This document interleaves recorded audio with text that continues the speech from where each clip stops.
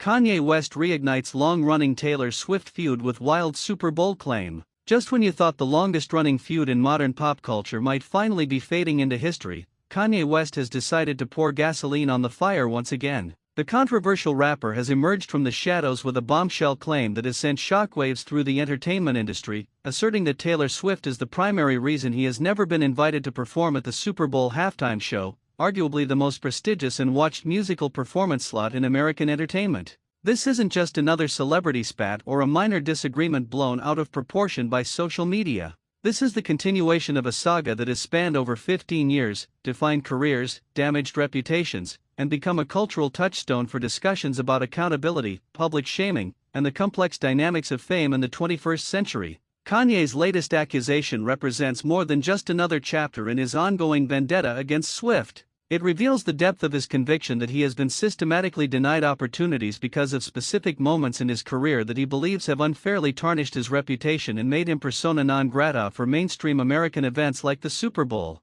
The Super Bowl halftime show has become something far more than just entertainment during a sporting event. It has evolved into a cultural institution, a moment when more than 100 million Americans simultaneously tune in to watch a single performance, creating a platform that can define or redefine an artist's career in the span of 15 minutes. The roster of artists who have graced that stage reads like a who's who of music royalty, featuring legends like Prince, Michael Jackson, Beyoncé, Lady Gaga, Rihanna, and most recently, Kendrick Lamar. These performances are meticulously planned, heavily produced spectacles that require months of preparation and represent the pinnacle of mainstream American entertainment. For an artist of Kanye's stature, someone who has sold millions of records, won numerous Grammy Awards, and fundamentally influenced the sound of contemporary hip-hop and popular music, the absence of a Super Bowl halftime show invitation represents not just a missed opportunity but what he perceives as a deliberate exclusion based on controversial moments in his public life. If you're as captivated by this never-ending saga as the rest of us, make sure to hit that subscribe button and click the notifications bell icon so you stay updated on every twist and turn in the ongoing drama between two of music's biggest names. Kanye didn't hold back when outlining what he believes are the three specific moments that have prevented him from receiving the coveted Super Bowl invitation. In a characteristically blunt post on X, formerly known as Twitter, he identified the incidents that he believes have blacklisted him from consideration. First, there was his infamous declaration during a live telethon for Hurricane Katrina relief in 2005 when he went off script and declared that George Bush doesn't care about black people, shocking his co-hosts and creating one of the most controversial moments in live television history. Second, and most relevant to his current grievances, was what he termed the Taylor Swift movement moment, a reference to the 2009 MTV Video Music Awards incident that would become the defining moment in his relationship with both Swift and the broader public. Third, he cited his decision to wear a Make America Great Again hat and publicly support Donald Trump, a move that alienated many of his fans and collaborators in the music industry and led to widespread criticism from fellow artists and cultural commentators. The post, which has since been deleted but was captured by various entertainment outlets including WorldStar Hip Hop,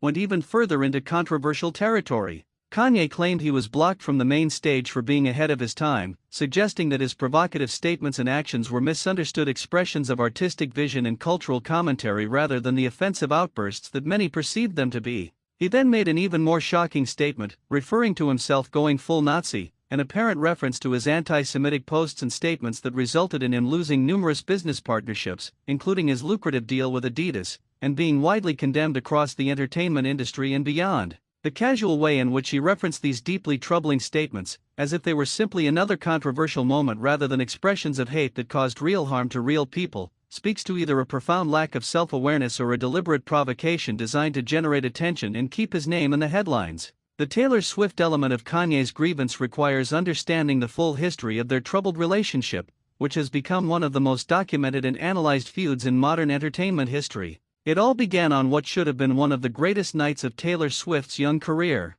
The year was 2009, and 19-year-old Taylor had just won the MTV Video Music Award for Best Female Video for her song You Belong With Me. She was on stage, microphone in hand, beginning her acceptance speech when Kanye West suddenly appeared beside her, grabbed the microphone from her hands, and proceeded to declare that Beyoncé had one of the best videos of all time and should have won the award instead. The moment was captured on live television and instantly became one of the most controversial incidents in award show history. Taylor stood there, stunned and humiliated, as the audience booed and the cameras captured her shock and confusion. Beyoncé herself looked horrified from her seat in the audience, and later in the evening, when Beyoncé won Video of the Year, she graciously invited Taylor back on stage to finish the acceptance speech that had been so rudely interrupted. That incident could have been the beginning and end of their conflict. Kanye eventually apologized, Taylor moved on with her career, and it seemed like the matter was resolved. But the story was far from over. In 2016, Kanye released his song Famous, which included the lyrics referring to Taylor in crude terms and claiming credit for her fame.